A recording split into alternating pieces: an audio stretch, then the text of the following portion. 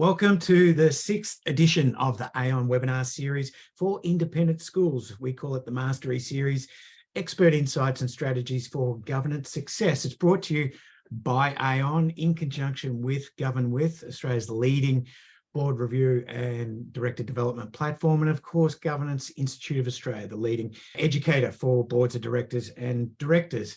Each month, we talk about the Aon Independent Schools Report. We've introduced it at the start of every webinar. It's easy to download. We will be supplying it in the replay today. But in 2020, they identified the top risks. And the top 5, just to recap, were the ability to attract and retain talent, the cyber threats, mental health of students and staff, the COVID impact, and student safety. But today, we're going to be talking about climate risk. And that's why we've got the experts in the house tonight to talk about what it looks like and the impact for independent schools in Australia. So welcome along today. As we said, this is a 30-minute journey talking about how to manage the risks of climate and natural catastrophes. So governing that risk, who we have today is our climate expert from Aon. It's Kirstin McMullan. Now, we did have 4 people lined up for today. Our governance guru, Fee Mercer, is away in Brisbane today, and I'll be stepping in from a governance perspective. And Kirstin, your boss, Paul, has been pulled away, but I think that's going to keep things light and fresh and breezy. So welcome to today's session. Thank you. Okay, Kirstin, let's talk a little bit about yourself. Okay, you got a Bachelor of Science at the University of Reading, but you're in charge of natural peril and climate risk. Can you just talk a little bit about your expertise, your experience in this field, because it's going to be so important once we start diving into the trends and the data. Yeah, of course. So hi, everyone. So I've been at Aon for 10 years. I've worked across both the reinsurance and the insurance side of the business. I have focused primarily on natural peril risk across Australia. Obviously, there are a variety of different risks that we're all exposed to in different locations. And I help people understand their risk, and I also help insurers price that risk as well. I have shifted my focus in recent years to climate risk and the changes that we are going to be experiencing and how we can help companies, clients, etc., really understand that risk and help build resilience and mitigation for that moving forward. Kirstin, you're a specialist in parametric solutions. Yes, so parametrics. What is that? Yeah, so parametrics, it's a relatively new area. It's where, for example, if, say, after the recent floods from last year, your location is flood exposed, but insurance companies wouldn't offer you any flood cover, we can actually place flood cover using a parametric. So it would be in case of if a river exceeded 3 meters, for example, there would be an instant cash payout, usually within 30 days. Rather than having to go through the traditional insurance indemnity route. So it's for peril risk, which is no longer traditionally covered under standard policies. Okay, thank you for that. Well, let's start. We're just going to dive straight into the agenda and make sure that we cover off everything that we've prepared today. So these are the 3 core themes for today, is climate change and obviously natural catastrophe risk, but the climate data and the analytics around that to give substance, but also risk management, the informed questions, because to our board members and aspirational directors on the call today, governance is about asking the informed questions. And in order to do that, you must be informed. So this is where we are today. So without further ado, let's dive in to part 1 and the climate risk. Kirstin, you supplied this graph to me 2 days ago, and it really reminds me of our television set from the 1970s, but we just had black and white. Well, we're going to need some help. Talk to this. What's happening here? Apologies, yeah, my television's always had colour, so I can't comment on that. Yeah, I just wanted to kind of set the scene with this image. So this image is sourced from the University of Reading in the UK. And what it's showing on the left is the temperature trends from the 1850 to 2022, where red is above average surface temperature and blue is below average. So on the left, you can see how the shift has been changing to the surface temperature across the globe has been getting increasingly warmer and really peaking above those average rates. On the right-hand side is just Australia focused. You can see our trend, there are years where it's up and down, but you can see over the last few years, the trends really are that everything is considerably going above average on a more consistent basis. We're just looking at surface temperature here. These are also applicable for the amount of rainfall we've had resulting in floods, for example. And this is just to highlight that the climate is changing, and it's really, really impacting not just Australian focus, but on a global focus as well. And that's impacting the natural perils and the weather that we've been experiencing recently. You can certainly see at a global level where it's really impacted in the more recent times. Obviously, Australia is a bit more variable over the journey, but wow, that global statistics really highlights that. Now, when we talk about natural peril and weather peril, this is data from Aon modelling. And this is really, really, really important because, you know, I love Jane Bunn. I listen to her weather report each night. She's been talking about, Weather Bureau is talking about changing from a La Nina, that traditional wet period, which we've pretty much had for the last 3 periods. Correct me if I'm wrong, but we're moving into an El Nino cycle at the moment. Is what we're seeing here in your models is the impacts and the outcomes of that transition? Yeah, that's exactly what we're seeing. The BOM have not declared an El Nino yet, but all the weather predictions are looking that this summer we will be moving into that period, which means that we're going to have more intense temperatures, potential drought opportunities, and the bushfire level will be severe to catastrophic. That's what is being projected for the upcoming year. So in terms of the key perils that we're seeing here, bushfires, as I just said, there's an increase, and that confidence level is high. We're going to be seeing increased risk in drought. That's at a medium level, and that's due to the fact that we've had those 3 years of La Nina, and we do have those water stores available.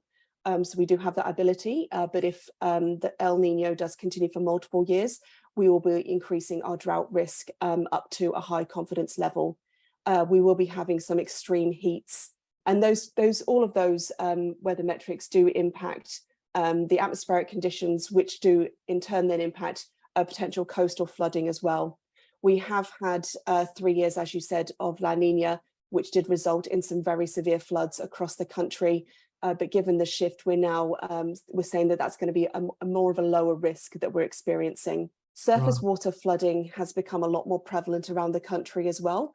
Due to the amount of rainfall that we had, the ground was saturated. So all that water just ran off and then pooled in certain locations and caused a lot of flood damage. On that point, sorry, Kirstin, is that flash flooding, what we're talking about here? Yeah, that's flash flooding. Wipes out infrastructure and then disappears?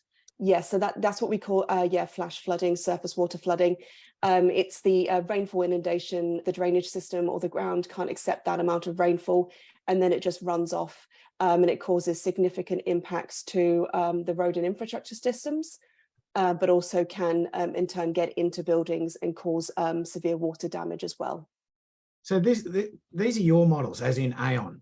Yes, this is our view. This is our view based on our internal modelling of what we're expected to see.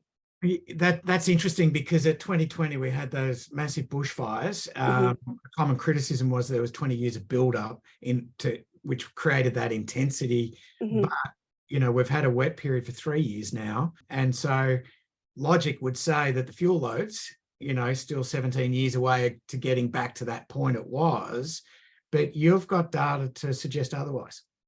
Yeah, so the burn scar from the 2019-20 bushfire was severe. We normally say as a minimum 5 to 10 years for fuel loads to start to come back. But with the amount of rainfall that we've had, fuel loads have come back at a much faster rate. The difference being at the moment is they do still have that moisture element, which means they won't burn as significantly as the previous bushfires, but the risk is still severe and that vegetation has come back. And when the increased temperatures do happen towards the end of the year, the bushfire risk is expected to be potentially severe across the eastern side of the country. Right. That's incredible insight into how deep your modeling's going. That's really, really amazing. Okay, let's talk about the tangible impacts for independent schools. You know, we've seen the trends, we've seen some of the data. Let's talk about these points. I know you're right across it. And of course, from a governance point of view, point 4, we'll get to that in a moment, about regulations that are coming into the pipeline, not necessarily now or next week or next year, but they are coming.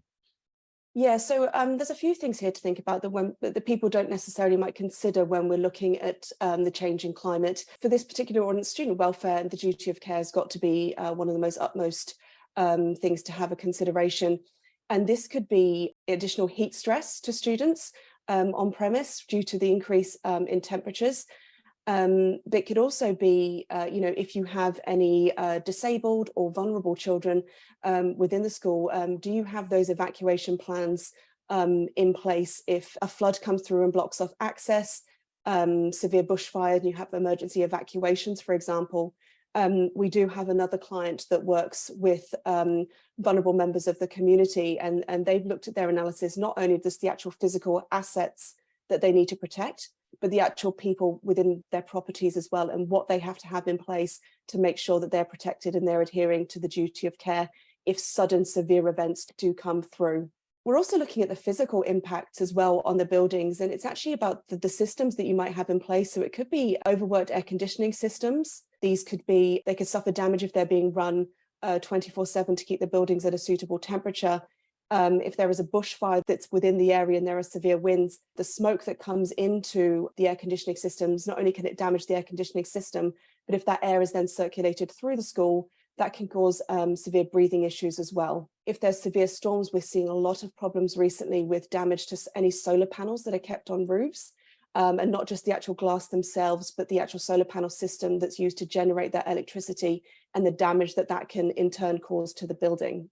And this all relates to increased energy costs as well. If you are having to use air conditioning systems or power generators at a much higher rate to combat the weather systems and how they're changing to make the school environment suitable for the children, then this is going to be an increased cost that you need to be aware of, and energy costs are rising at an alarming rate recently. Let's talk about the disclosures, because I think from a board point of view, Kirstin, when it's coming, I think you can talk to that piece and who it's going to affect, because I know it's starting with the larger corporations, but it will trickle down and it'll become a real consideration and a compliance activity for a board. And even this is governance 101, but now you can see how climate is really starting to impact at the boardroom table.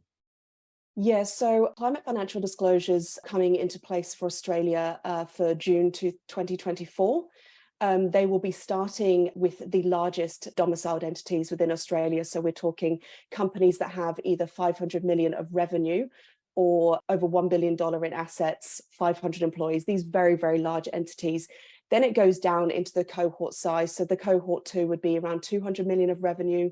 Cohort 3 is going to be around 50 million of revenue. So these are the much larger entities that we are talking about, but it will still trickle down. These disclosures are already in place for New Zealand and also the UK. So Australia is slightly behind, but they are coming into place, and you will be asked to disclose within your annual reports what emissions you might be generating, and the greenhouse and energy reporting scheme. That's what they're going to be calling it, and you will be asked to disclose these things. So it's best to get ahead now, see what the larger entities are doing, and see how we can make that applicable for the schools and get something in place so it's not so much of an impact when it comes to the smaller or education-based entities when they're asked to disclose. Because a lot of our audience would be in that, up to 50 million, some maybe up to 100. What time frame do you realistically think that will be coming through in? So the 50 million is targeted for 2027-28. Okay. So we'll be thinking sometime after that. The disclosures are forming part of new accounting standards. So that's how it's going to be linked through. And so it's just so Australia can have a much better idea as to putting everyone on a level playing field as to the reporting standards that are required at the moment. Some people are already disclosing these types of things in their annual report. Again, the much larger entities. The reason it's been brought in is to make sure everyone's reporting on a more consistent viewpoint. So the government understands the position that we're in currently. Absolutely. Now, when we're talking about schools, obviously there's campuses and there's a lot of infrastructure and, development plans. As a competitive point of difference, when you're talking about these plans, how's the tangible impacts here when it comes to campuses and planning for risks and the resilience plan?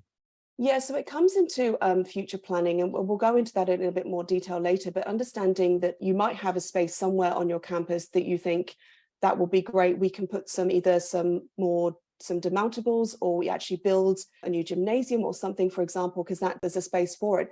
But that space actually might not be the most appropriate in terms of the risk that it's exposed to, whether it be flood risk, surface water runoff, bushfire risk, for example. And it's looking at the view now and what potentially the risk will be in the future, and really getting that informed data and decision making as to where is actually more suitable, especially on the larger campuses, where's most suitable to be putting any future development plans. Wonderful. Okay, part two, let's talk about the data and the analytics, because this is what backs up this journey and this story today. And let's talk about the sources, because there's three main categories of sources people can turn to. Yeah, so I'm going to cover off a few different things here. So government data, for example, there is some really, really great free data that's available across the country. Every single state, local governments, they do have flood maps online, where you can just go on, type in your address and see what flood risk zone that you're in, whether it be a 1 in 100 risk, for example, and see how that kind of impacts your site to make those decision bases. The governments also do have really great bushfire prone area maps as well. And this is something to take into consideration if you are looking to build, because if you are building and you're in one of these bushfire prone locations, you will have to build to higher design standards, and that can impact the cost. So you need to make sure that you're aware of this when looking at any potential development opportunities within for your site.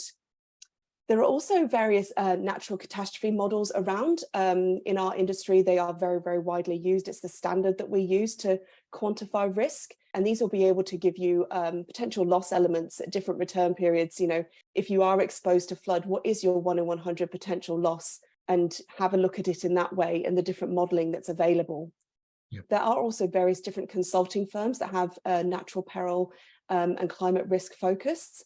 And they can be brought in to do assessments for your campus, look at the building, look at the engineering standards, look at all of those types of things to really give you a view of where you are risk exposed and potentially what mitigation plans you could put in place to reduce that risk.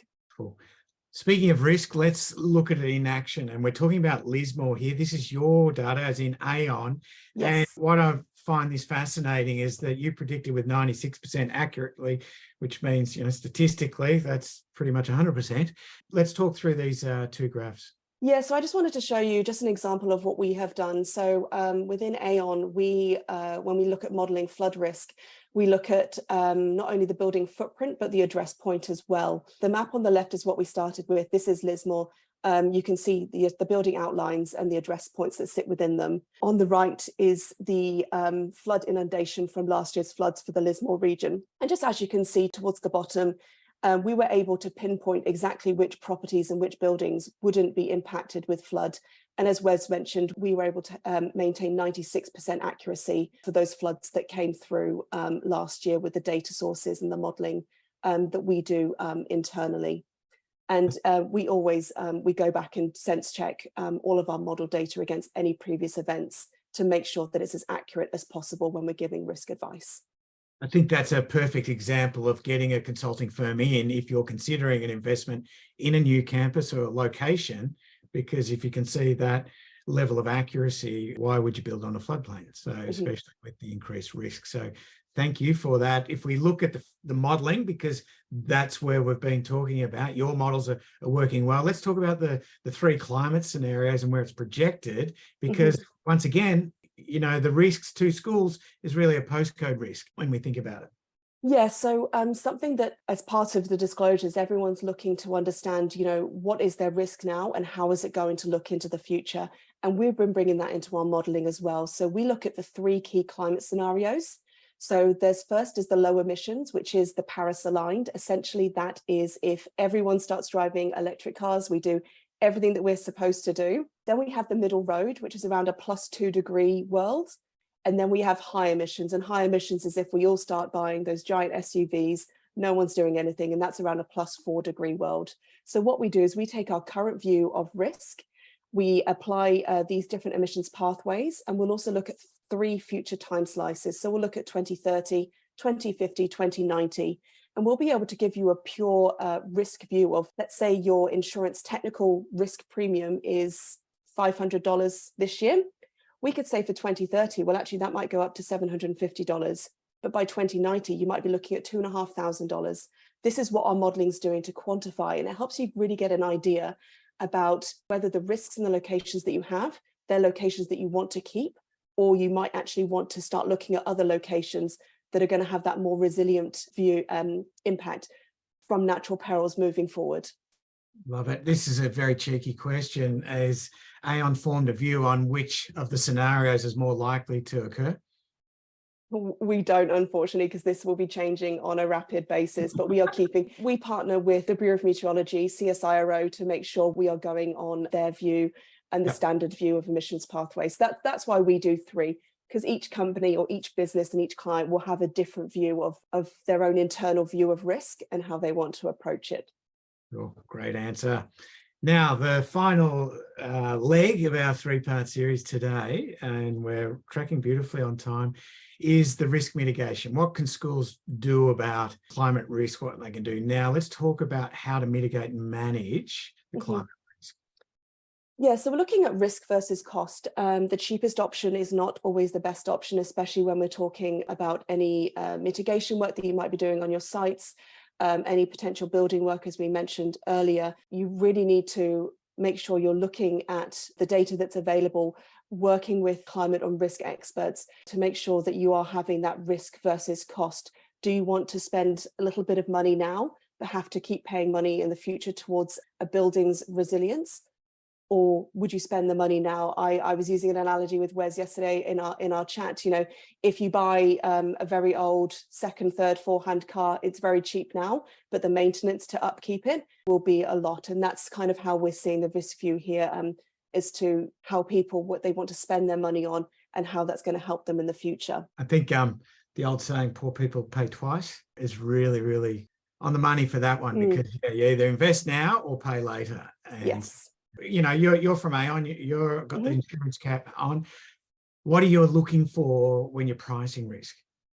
Yeah, so ourselves and the insurers, they're not looking for perfect risks. What they are looking for is that you understand what you are exposed to and that you do have a plan for that. Whether it be you will be applying certain engineering works to buildings that are exposed to mitigate losses into the future, whether you have that resilience plan, are you looking to potentially move sites?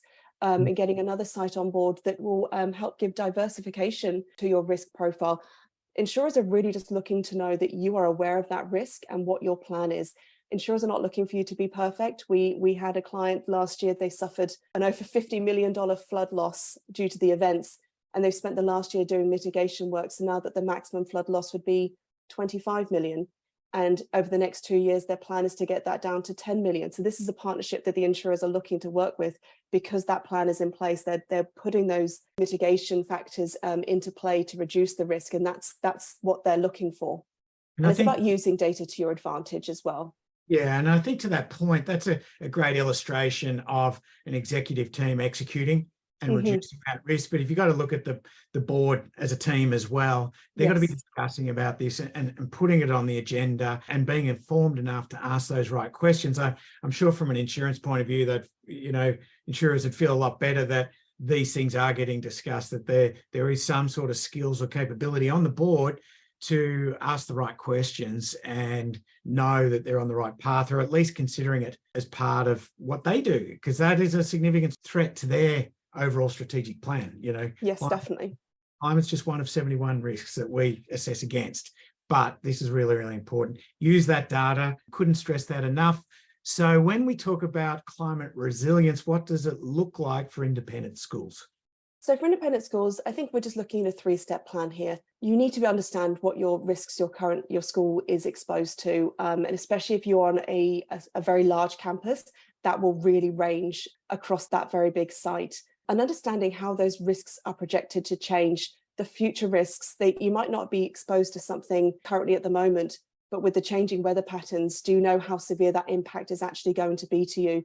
And you know what costs that will potentially impact for yourself, and then just really using that information to form a risk and resilience plan. And there are various different companies out there that can assist you with that, looking at both physical risks and also the tangible risks that we mentioned earlier. There are a variety of different impacts that you will suffer or that you could suffer, and there's always going to be costs involved with that. And with the economic conditions at the moment, you know, the costs are at the forefront of everyone's discussions. I imagine there'll be the discussions on many boards at the moment.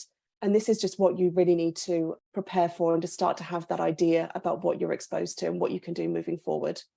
Absolutely. And I think what's reassuring to me listening to you speak today, and I really appreciate your insights and the effort in preparing this material, is that you don't have to go it alone. You don't have to start thinking about how do we figure this out. You know, there's leading global experts that have figured this out, and all you've got to do is be informed enough to ask those questions and start a line of inquiry on how you can build that resilience plan.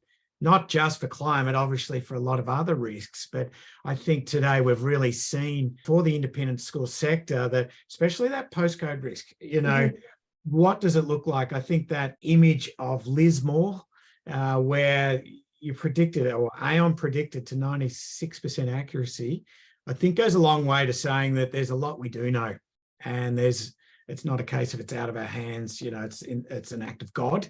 I think we can move past that. I'm not sure that's even in a policy anymore, but you know, the data tells the story, and I think you've got the solutions. So I really, really thank you for your insights there today, Kirstin. Once again, thank you so much for providing your insights. If this doesn't stimulate a conversation at the board, I'm not sure what will around climate. It's in the news every day.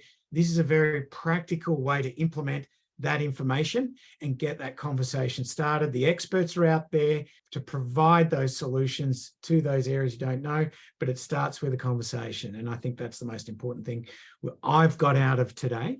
And so I really, really thank you for your contribution. You're welcome. Thank you very much for having me. It's been a pleasure. Well, that's it for today. That's webinar number 6 from Aon's Risk Mitigation Excellence series. I've just said thank you for everyone. I really appreciate everyone's attendance today. If you have any questions, I'll be emailing out a replay of today's webinar. If you've got questions, just reply to the email. We'll follow it up. If you need any help in any areas, we now have access to the experts. So without further ado, we'll wrap it up. I appreciate it. My name's Wes Ward from GovernWith. I thank you, Kirstin McMullan from Aon, the climate expert. Bye for now.